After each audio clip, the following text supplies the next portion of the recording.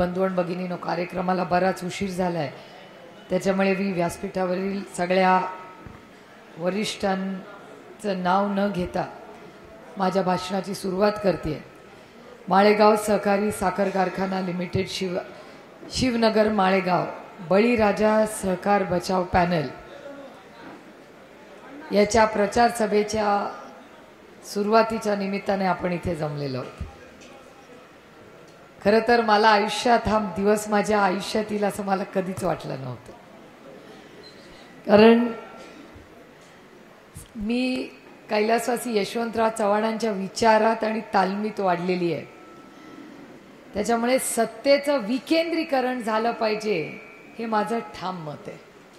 त्यामुळे सत्ता कधीही एका ठिकाणी केंद्रित होऊ नये हे माझं वैयक्तिक मत आहे. त्याच्यामुळे जर मी खासदार आहे तर खरंच जर एकदा तुम्ही मला खासदारकीला मतदान केलंय तर परत मी येऊन हा प्रचार करायचा का नाही, आणि इतके वर्ष मी का नाही केला याचं एक कारण आहे. पण ह्यावेळी परिस्थिती वेगळी आहे. मला असं वाटत होतं की जसं आम्ही इंदापूरला करतो, इंदापूरला 2 कारखाने आहेत, दौंडला परिस्थिती तशी असते. अनेक वेळा आम्ही इलेक्शन्स करतो तेव्हा बिनविरोध करतो. याचं कारण असं की आमचा प्रयत्न असतो, भोरलाही तसं होतं की साधारणपणे इलेक्शनला टोकाची घेत नाही, सहकार आहे.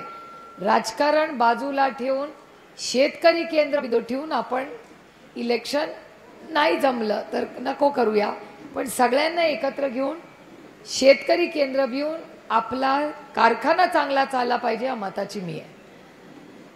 पण चर्चा मी अनेक दिवस ऐकत होते.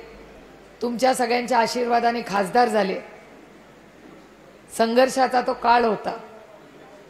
इथे बसलेले अनेक लोक जे माझ्यासाठी धावले, जिंकणार का हारणार आहे माहिती नव्हतं, मलाही गॅरंटी नव्हती.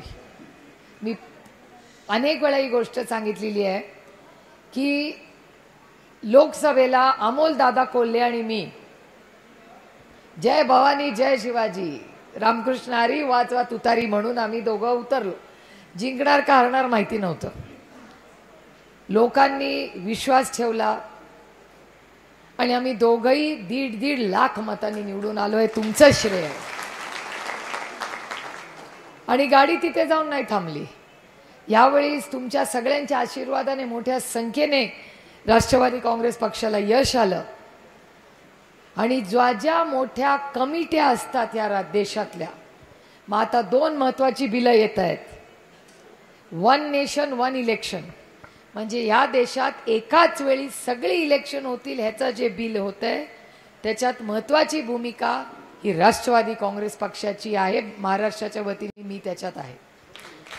तेवढंच नाही, नवीन इन्कम टॅक्सचा बिल येणार आहे. तुमचा काही संबंध नाही त्याच्याशी, पण तरी इन्कम टॅक्स भरताना जो भारतात इन्कम टॅक्स भरतो असे काही लोक असतील. कारण का कदाचित तुम्ही शेतकरी असाल पण बापूंना इन्कम टॅक्स, या दोघंही वकील आहेत, हे इन्कम टॅक्स भरतात. त्यामुळे या तिघांना इन्कम टॅक्स भरत असेल, एक नाही तिघही. ह्या इन्कम टॅक्सचं बिल कसं बदलता येईल, कसं सोपं करता येईल ह्याच्यासाठी देशामध्ये एक सिलेक्ट कमिटी आहे. आणि तुमच्या आशीर्वादामुळे नवीन जे इन्कम टॅक्सचं बिल येईल त्याच्यातही तुमचा आशीर्वाद, तुमची लेक सुप्रिया सुळे त्या निर्णय प्रक्रियेत आहे. आणि खरंच पांडुरंगाची इच्छाच म्हणायची की सरकारने माझ्यावर विश्वास दाखवला आणि ऑपरेशन सिंदूरमध्ये देशात 7 लोक यांना नेतृत्व करायची जबाबदारी मिळाली आणि तुमच्या या लेखीला परदेशात जाऊन भारताची स्मृती दाखवली. आणि मी खूप प्रांजळपणे, मला आश्चर्य वाटलं होतं की बापरे केवढी मोठी जबाबदारी आहे. आणि देशासाठी जायचं होतं. त्याच्यात पत्रकाराने विचारलं तुमची जवळीक वाढायला लागली का? म्हटलं हा जवळीक नाही, पहिला देश, मग राज्य, मग पक्ष आणि मग कुटुंब, लास्ट. पहिला देश हा पहिला देश असलाच पाहिजे. त्याच्यानंतर त्यातलं आपलं राज्य असलं पाहिजे, त्यांच्यानंतर आपली संघटना आणि त्याच्यानंतर हा. कारण का आपण लोकसेवेसाठी ह्याच्यात आलेलो आहोत. हे इलेक्शन काय, मला तर मी तुम्हाला खरंच सांगते, माझी इच्छाच होती की इलेक्शन गुणागोविंदाने चर्चेतून मार्ग निघावा. नाही निघाला मार्ग, ठीक आहे. पण शेवटी जो कार्यकर्ता झगडला, मगाशी तो मुलगा बोलत होता, कुठे गेला? इथे बसलाय. बाकी त्याचं भाषण जरा झाल होतं. ठीक आहे, आता वयामध्ये असतं तसं, माझ्या वयावर आला तर जरा होईल शांत.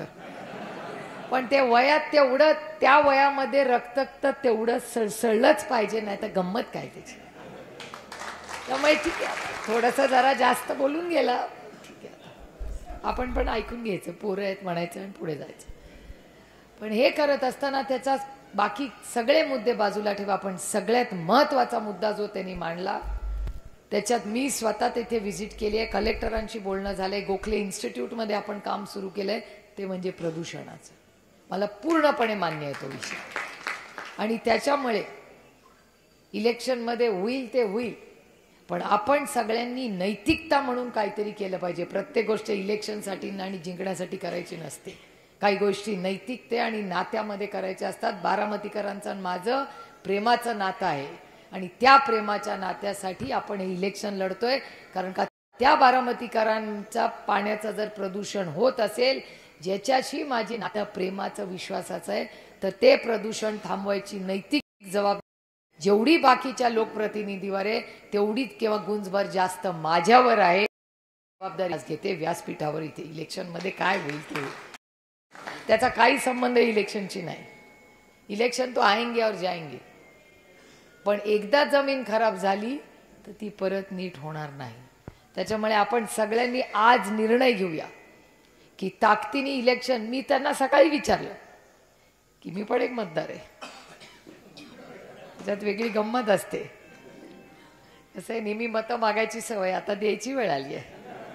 त्याच्यामुळे मी विचारलं सगळ्यांना, काय मग मला सांगा की मी तुम्हाला मतदान का करावं.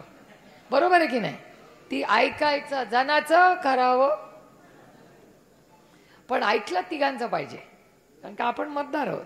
सगळ्यांचं ऐका, सगळ्यांचं ऐका, सगळ्यांच्या सभेला जा, काय प्रॉब्लेम नाही.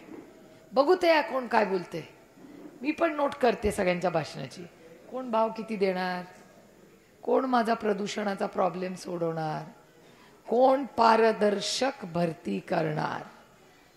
मी तुम्हाला शब्द देते, आपलं पॅनल जिंकल्यावर आपली भरती सर्वसमावेशकच असेल, कुणाच्याही मर्जीने ती चालणार नाही. आणि आम्ही पण पाहुणे म्हणूनच जायचं. उगत तिकडे जाऊन आम्ही पण लुडबुड करत बसायची नाही. खासदारात म्हणून या, शुभेच्छा घ्या, चांगला भाव घ्या आणि घरी जा. कारण काय, ही जबाबदारी ह्यांची आहे, हा अधिकार तुमचा आहे. जेव्हा मी चव्हाण साहेबांचं नाव घेते आणि सत्तेचं विकेंद्रीकरण करते, तेव्हा सुप्रिया सुळेकाला अधिकारच नाही तुमच्यामध्ये ढवळाढवळ करायचा. विश्वास आहे माझा तुमच्यावर की तुम्ही चांगलीच फॅक्टरी चालवाल. का नाही चालवणार? आणि तज्ज्ञ आहेत ना आपल्याकडे, सगळ्याला तज्ज्ञ मिळतात. आणि मला तर काय ऐकतंय, कारखान्यांमध्ये असं कानावर येतं, तर खरं खोटं देवालाच ठाऊक. आता मला मगाशी कोणीतरी भाषणात म्हणलं 90,000ची भेळ. मी तुम्हाला शब्द देते, आपल्या 5 वर्षात भेळ स्वतःच्या पैशाने आम्ही खाऊ, कारखान्याच्या नाहीये, सभासदांचे पैसे. कशाला भेळ? उद्या वाटेल कोणाला मला वडापाव खायचं, ऐसा नाही चलेगा. हे चव्हाण साहेबांच्या विचाराने चालेल. ही शिस्त आपल्याला लावलीच पाहिजे जर आपल्याला टिकायचं असेल तर. ही क्षुल्लक गोष्ट आहे, त्याचा बाऊ नाही करायचा मला, पण शिस्त ही आली. आणि अनेक वर्ष हा चांगला चालला, असं माझा नाही की ह्यांनी वाईट चालवला की नाही. ते शेवटी आपण एकत्रच होतो ना सगळे. 2.5 वर्ष आता वेगळ्या ताटात जेवायला लागलो, नाही तर सगळे एकाच ताटात जेवत होतो ना. तेव्हा चांगली कामच सगळे. आणि मी कधी म्हणत नाही की एका माणसाने काम केलं, हे टीम वर्क असतं. कधी एक माणूस काही करू शकत नाही, बरोबर आहे की नाही? घरात आपण स्वयंपाक करतो तेव्हा सूनबाई जरा लाटते, अजून कोणीतरी येतो, मुलगा जाऊन भाजी आणतो, हे टीम वर्क असते की नाही मावशी, खरं सांगा. तसंच हा कारखाना गेले अनेक वर्ष चांगल्या पद्धतीने चाललाय. च्या सगळ्यांचं खूप मुग्धायाने, ज्या दुसऱ्या ठिकाणी आहेत त्यांचंही पण योगदान आहे. प्रत्येक अच्छे को अच्छा बोलना चाहिए. सगळ्यांचं योगदान अनेक वर्षाचं आहे. तुम्ही त्या दोघांनाही संधी दिली आहे.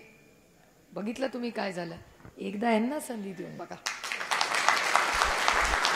काय नुकसान होणार नाही याची गॅरंटी मी देते. साधे सरळ लोक आहेत, काय कोण कुठे मोठे फॉर्च्युनरवाले नाही आहे का कोणाकडे? सगळे 2 व्हीलरवाले काय? आणि 5 वर्षांनी पण 2 व्हीलरच. त्याच्यामुळे 2 व्हीलरमध्ये काय नुकसान नाही, फक्त हेल्मेट घालायची अट माझी असेल. जो जाईल तो फॅक्टरीमध्ये हेल्मेट घालूनच जायचा, जो मिळणार नाही त्याला दंडा बाहेर.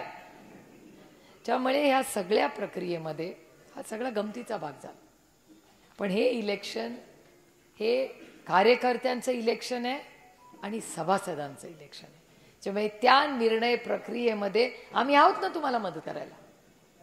आमदार आहेत, खासदार आहेत, सगळे तज्ज्ञ आहेत, आदरणीय पवार साहेब अर्थातच आहेत.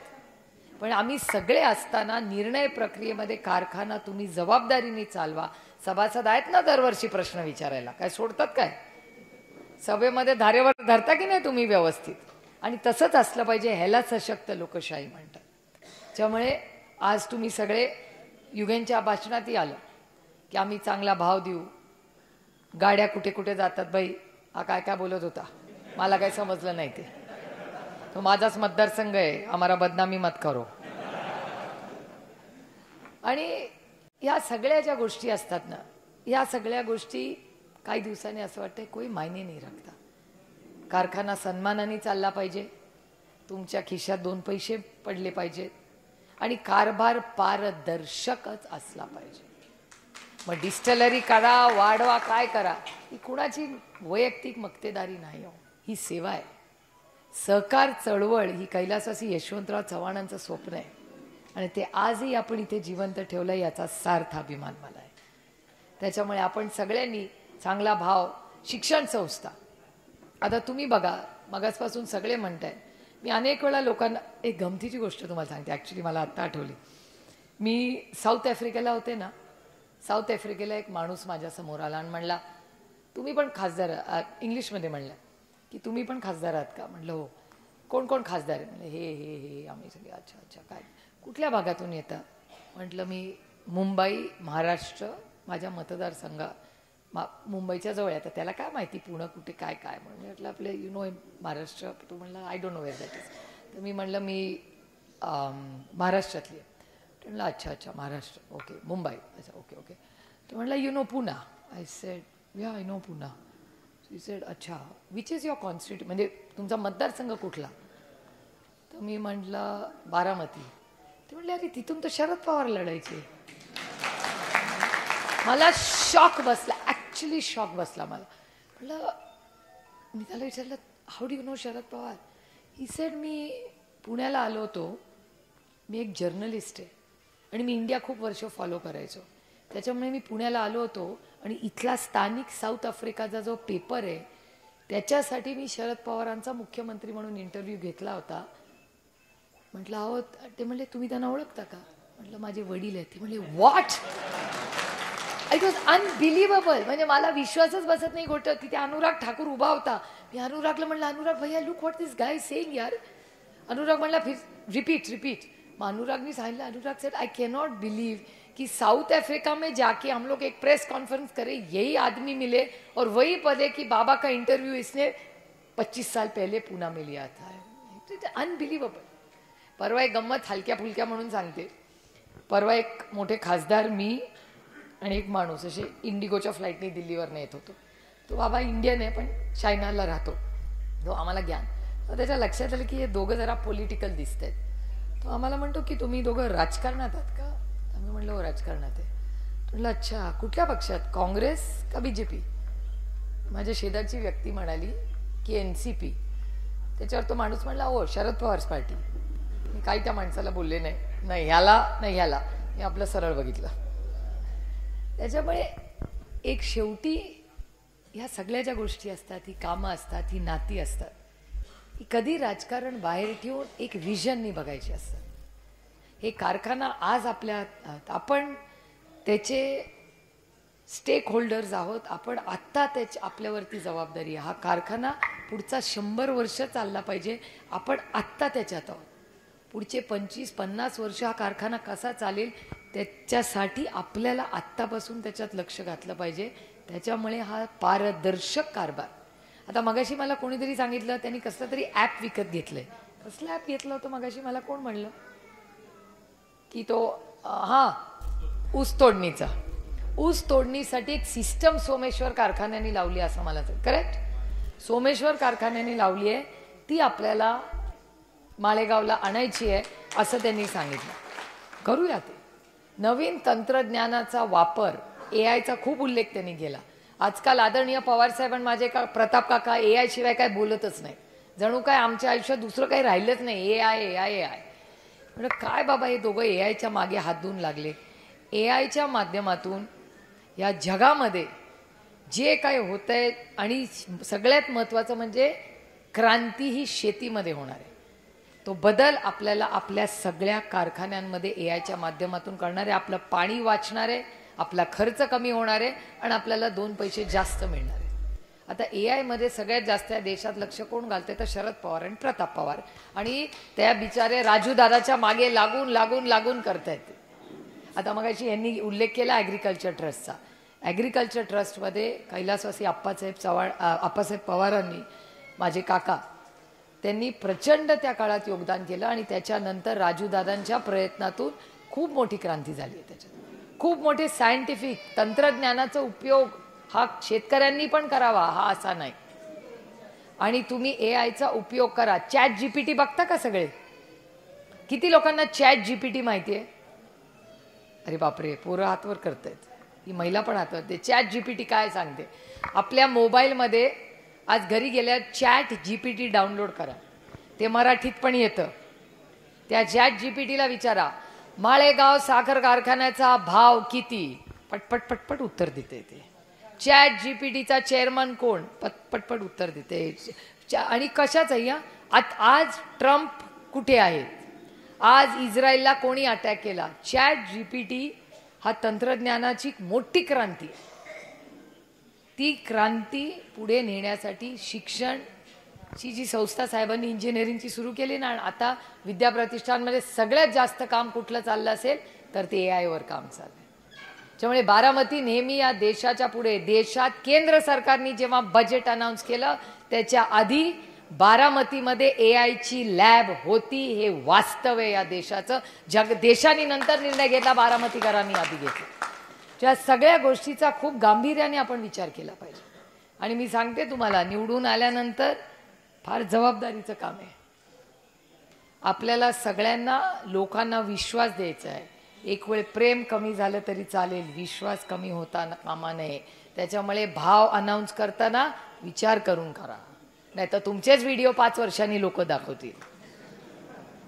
त्याच्यामुळे जेवढं झेपेल तेवढंच सांगा, नाही तर आजकाल भारी असतं, आत्ता हे बोलले नंतर हे बोलले. आपल्याला तसं नाही, आपण साधी माणसं. जेवढं झेपेल, जेवढं करता येईल तेवढंच बोला. प्रत्येक मतदाराच्या दारात जा, त्याला हाय जोडा, विनम्रपणे सांगा की आमच्या पॅनलला का मतदान करायचं. त्यामुळे माझा विश्वास आहे की आपल्या या पॅनलला साधे जुदे लोक आहेत सगळे. आणि मी अण्णांची भाषणं बघते आजकाल. गेले बरेच दिवस मी अण्णांना फॉलो करायला लागले. जन्मापासून त्यांना बघते, घरी मी जाते त्यांच्या खूप वेळा आणि तेही माझे लाड करतात. पण ते बोलतात खूप कमी. पण आजकाल टी व्हीवर इतके बोलायला लागलेत, ह्या सगळ्यांना विचारावं यांचं खूप कौतुक केलं पाहिजे. या सगळ्या पत्रकारांचं इतके मोठे मोठे इंटरव्ह्यूज घेतात. मला पण गंमत वाटते त्यांची इंटरव्ह्यूज घेऊन, बऱ्याच गोष्टी शिकायलाही मिळतात. काही मतं असतात, म्हणजे आता ते ज्येष्ठ आहेत, माझ्या वडिलांच्या वयाचे, पण ते एक गमतीचं फार छान बोलतात. ते म्हणतात लक्ष्मी नाही आमच्याकडे, लक्ष्मी घ्या आणि मतदान करा, असं ते म्हणले. मी नाही तर माझ्यावर केस व्हायची. आणि लक्ष्मी म्हणजे लक्ष्मी ही महत्वाची आहे, पण आपल्याकडे सरस्वती आहे. त्याच्यामुळे जेवढा लक्ष्मीचा मान कराल तेवढ्या सरस्वतीचाही करा. कारण सरस्वती इथे एक ग्रस्त बसलेत, मी त्यांचं नाव घेणार नाही. त्यांची लेक अमेरिकेला चालली आता शिकायला. त्यांची लेक शिकायला अमेरिकेला चालली आहे. सरस्वतीने तिला आशीर्वाद दिलाय. तुम्ही विचार करा, महाराष्ट्रातली बारामतीत शिकलेली एक लेक आज तिला देशातल्या जगातल्या 27 नंबरच्या युनिव्हर्सिटीमध्ये ॲडमिशन मिळाली आहे. करेक्ट? इमॅजिन, जगात विचार करा. आणि आता ट्रम्प बाबा काय करतो माहिती नाही, विजा देतो का नाही. ती बिचारी मेरिटवर तिला ॲडमिशन मिळालेली आहे. आता तिची धाकधूक होते की आता ॲडमिशन मिळाली आहे, पण मला आणि नुसती ॲडमिशन नाही मिळाली तिला, नुसती ॲडमिशन नाही मिळाली तिला, त्याचे पैसे स्कॉलरशिप पण मिळाली आहे. इमॅजिन करा किती सार्थ अभिमान आहे बघा. आपली ती मगाची लेख, देशमुखांची लेख, आता NETला एवढी चांगले मार्क पडले. वैभवी, आपली वैभवीला नीटला एवढे चांगले, तुम्ही विचार करा तिच्या वडिलांचा खून झालेला, वडिलांचा खून झाला, काय काय त्या बिचाऱ्या मुलीला वर्ष तिचं कसं गेलं तरी चांगले मार्क पडले 12वीला. त्याच्यानंतर नीटच्या परीक्षेत पास झाली. आज वैभवीला MGM औरंगाबादमध्ये 4 वर्षांनी आपली वैभवी देशमुख ही डॉक्टर होणार आहे, याचा मला सार्थ अभिमान. तसंच त्यांची लेख आहे, ही पण अमेरिकेला जाईल. आज नाही उद्या देईल ट्रम्प बाबा आपल्याला तो विजा, काय प्रॉब्लेम येणार नाही. आईवडिलांना धाकधूक असते त्याची. पण ह्या सगळ्या लेखी आणि आपली मुलं जी शिकतात. काल मी कुठे गेले होते, परवा पाऊस पडला होता तेव्हा काटेवाडीला, काटेच्या वाडीच्या इथे अलीकडे आपण गेलो होतो ना, तिथे लिमटेकला तो मुलगा भेटला होता मला. 2 भाऊ 6 मुलं आहेत, आठवतं त्यांच्या घरांमध्ये.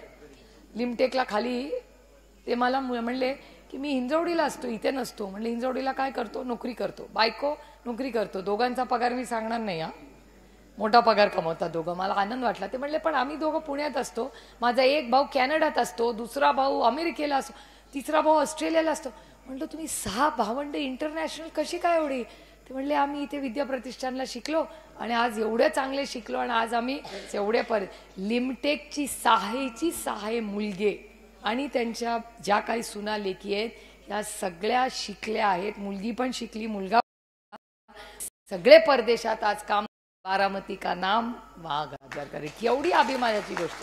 त्यामुळे शिक्षण आणि कारखाना, आणि मी तुम्हाला शब्द देते हे जरूर रेकॉर्ड करून की हा कारखान्याचा रिझल्ट लागल्यानंतर या शिक्षण संस्थेमध्ये ज्या ज्या गोष्टी सुधारण्याच्या सारख्या आहेत त्या पूर्ण ताकदीने आपण करू आणि तिथल्या प्रत्येक मुलीला आणि मुलाला इंटरनॅशनल दर्जाचं शिक्षण, म्हणजे इंजिनियर तर होतीलच पण त्याच्याबरोबर व्हॅल्यू ॲडिशन आज जी लागते, ज्या कृत्रिम बुद्धिमत्तेबद्दल मगासपासून युगेन बोलत होता, त्याच्यातही वाढ आणून आपल्याला काय करता येईल याच्यासाठी पूर्ण ताकदीने आपण करू. त्या नुसत्या बिल्डिंग्स नाही आहेत, ते तुमच्या सगळ्यांचे कष्ट आहेत त्या बिल्डिंगमध्ये. त्यामुळे फार हे इलेक्शन अति आत्मविश्वासात पण घेऊ नका. मी स्वतः जेव्हा लढले ना 24 तास एवढंच करायचे. मग TV नाही बघायचा, बोलायचं नाही, एकच लक्ष तुतारी. प्रत्येक मतदारापर्यंत जा, विनम्रपणे हात जोडा, का त्यांनी तुम्हाला मतदान केलं पाहिजे हे त्याला समजून सांगा. मतदार राजा फार हुशार असतो, त्याच्यावर विश्वास ठेवून बघा. आणि जर तुम्ही सगळ्यांनी चांगला शब्द त्यांना दिला तर माझा विश्वास आहे की हे जे बळीराजा सहकार वाचवा पॅनल आहे, सहकार हा वाचलाच पाहिजे, हा मताची मी आहे. सहकार जगलाच पाहिजे, टिकलाच पाहिजे. कारण जरा लोकांना आवडत नाही माझं हे भाषण, पण मी गोष्टींच्या प्रायव्हेटायझेशनच्या विरोधात आहे. IDBI सारखी बँक अतिशय चांगली चाललेली आहे, ती विकायचा घाट केंद्र सरकार करते. मी ताकदीने त्याचा विरोध करते. काही गरजच नाही आहे ना. घरात चांदीच्या वस्तू कशासाठी आपण गेलो, अडचणीच्या काळात विकण्यासाठी. आज देश अडचणीत नाही आहे ना, मग कशाला तुम्ही विकताय IDBI. त्याच्यामुळे या मताची मी आहे, सहकार चळवळ जगली पाहिजे, कारखाने चांगलेच चालले पाहिजेत आणि त्याची मालकी ही शेतकऱ्याच्याच सातबाऱ्यावर असली पाहिजे. याच्यासाठी आपली लढाई आहे. त्यामुळे तुम्ही सगळं लक्षात ठेवा की हा सहकारी माळेगाव असेल, सोमेश्वर असेल, हे सगळे कारखाने, मी छत्रपतीत पण कधी लक्ष नाही घालायचे. काय काय झालंय तुम्ही ऐकलंय सगळं. आता खूप अपेक्षेने लोकांनी मतं दिली आहे. माझी बापूंना विनंती आहे की चांगलं चालवा बाबा, आणि जी काय मदत केंद्र सरकारमधून लागेल ती आम्ही सगळी करू ना, काय अडचण नाही. त्याच्यामुळे आणि कामं होतात, विरोधात असली ना तरी कामं होतात. कारण का त्यांना कटकट करणारा खासदार नको असतो. तो रोज तिकडे येऊन काहीतरी बोलत बसेल, त्याच्यापेक्षा घे बाबा काम उरक आणि जा बाबा इकडून. त्यामुळे असं काही नसतं. आपण जर चांगलं काम केलं तर मदतीला लोक उभे राहतात. तुम्ही त्याची काही काळजी करू नका. आपण ताकदीने पारदर्शक कारभारासाठी आणि शेतकऱ्याच्या आणि कामगाराच्या हितासाठी तुतारीच्या शेजारी शिक्का मारायचा, नाही का, आता बटन नाही दाबायचं, शिक्का मारायचा. आणि शिक्का मारताना आपण सगळ्यांनी कसा मारायचा वगैरे ते व्यवस्थित सगळ्यांना सांगा. Panel to panel, correct. सगळे तुतारी ही 20 वेळा मला पण प्रॅक्टिस करायचं, मला पण मतदान करायचं आहे 22 तारखेला. त्यामुळे ते सगळं जाताना व्यवस्थित लोकांना समजून सांगा. जे काय बाकीच्या तुम्हाला सगळ्यांना फिरायचं आहे किंवा काय करायचं आहे, सगळ्यांनी जे कॅन्डिडेट आहेत त्यांना कॅन्डिडेट म्हणून जबाबदारी द्या. बाकीच्या सगळ्या सहकाऱ्यांनी त्यांना कशी ताकद मिळेल याच्यासाठी ग्रुप्स डिवाइड करून आपापल्या जबाबदाऱ्या घेऊन आपापल्या भागात फिरा. 3 दिवस मला वाटतं सगळ्यांचा सगळा दौरा आहे. नंतर तुम्ही 3 दिवस सगळे आपापसे फिरा. मी स्वतः शेवटचे 2 दिवस AIचे काही कार्यक्रम आहेत तेव्हा मी आहेच इथे. 19-20ला मी आहेच बारामतीत, तेव्हा आपली 18-19-20 तेव्हा मी आहेच. कारण का आज उद्या तर खडकवासल्याचे कार्यक्रम आहेत आणि परवाच्या दिवशी 2 दिवस परत तुमच्या आशीर्वादाने जे इन्कम टॅक्स बिल आहे त्याचं फायनल स्टेजेसला बिल आलं आहे. फायनान्स कमिटी केंद्र सरकारचे जे फायनान्स आणि रेव्हेन्यू सेक्रेटरी आहेत आणि जे मेन अध्यक्ष आहेत ह्या देशाच्या इन्कम टॅक्सचे CDBTचे चेअरमन, ते 2 दिवस आमच्याबरोबर ते बिल फायनल करायला असणार आहेत. त्यामुळे 2-2.5 दिवस मला दिल्लीला सोमवार मंगळवार बुधवार अर्धा दिवस राहायला लागेल. ते करून मी येईन. पण ताकदीने मला फक्त या इलेक्शनमध्ये काय गंमत वाटते माहिती आहे का, हे इलेक्शन कार्यकर्त्यांचं आहे. जो कार्यकर्ता लोकसभेला आणि विधानसभेला ताकदीने उतरला ना, हे विश्वास ठेवून आज त्याचं इलेक्शन आहे ह्याचा मला सारखा अभिमान. एकही कोणी इथे कोणीच नाही. हे सगळे कष्ट करणारे 2 व्हीलरवाले कार्यकर्ते. ह्याचाच मला गंमत वाटते. अरे शून्यातून विश्व उभं करण्याला खूप मजा असते हो. 27व्या वर्षी आदरणीय पवारसाहेबांना बारामतीकरांनी विश्वास टाकला, तेव्हाच टाकला ना, झाली ना क्रांती, होला न बदल. 60 वर्ष हे प्रेमाचं नातं. बारामती झाली ना इंटरनॅशनल. पार साऊथ अमेरिकेमध्ये विचारता, आफ्रिकेत विचारताय तुम बारामती के हो की उधर शरद पवार आहे. त्यामुळे ह्या सगळं प्रेमाचं विश्वासाचं नातं आहे. ह्याला तुम्ही नक्की साथ द्या. ओव्हर कॉन्फिडन्समध्ये राहू नका की जमलंच आहे, आपलं पॅनल लय भारीचे. भारी मतदार ठरवू दे, आपण नको. त्यामुळे गाव वाडी वस्ती प्रत्येक मतदारापर्यंत जा, हात जोडा, आपलं तुतारीचं सिंबल सगळ्यांना सांगा आणि ताकदीने पुढचे 8 दिवस बाकी काही करायचं नाही. एकच लक्ष, माळेगाव साखर कारखाना कसा आणखीन चांगला करायचा याच्यासाठी ताकदीने लढा. आज आपण मोठ्या संख्येने इथे उपस्थित राहिला. अतिशय चांगला एक घरगुती असा कार्यक्रम झाला. याबद्दल मी तुमच्या सगळ्यांचे आणि या सगळे जे पॅनलला आज कॅन्डिडेट्स आहेत, कॅन्डिडेटचा मूड वेगळाच असतो, मला माहिती आहे, मी गेले त्याच्यातून. त्याच्यामुळे पुढचे काही दिवस हे सगळे कॅन्डिडेट धाकधूक करत असतील. काही नाही हो, दिल खोल के एन्जॉय करो इलेक्शन, उसी में तो मजा आहे. त्यामुळे आपण चांगल्या कामासाठी निघालोय असं समजा आणि 8 दिवसात जे काय तुम्हाला करायचं आहे ते सन्मानाने करा. डोक्यावर बर्फ, तोंडात साखर. आत्ता नाही, 5 वर्ष आपल्याला साखर पाहिजेच, 5 वर्ष. त्यामुळे हे सगळं करून सगळ्या मोठ्यांचा मान सन्मान करून, छोट्यांचे लाड, मोठ्यांचा मान सन्मान करून आजपासून प्रचाराला लागा. एवढीच विनम्र विनंती करून आपली रजा घेते. जय हिंद, जय महाराष्ट्र, जय आघाडी.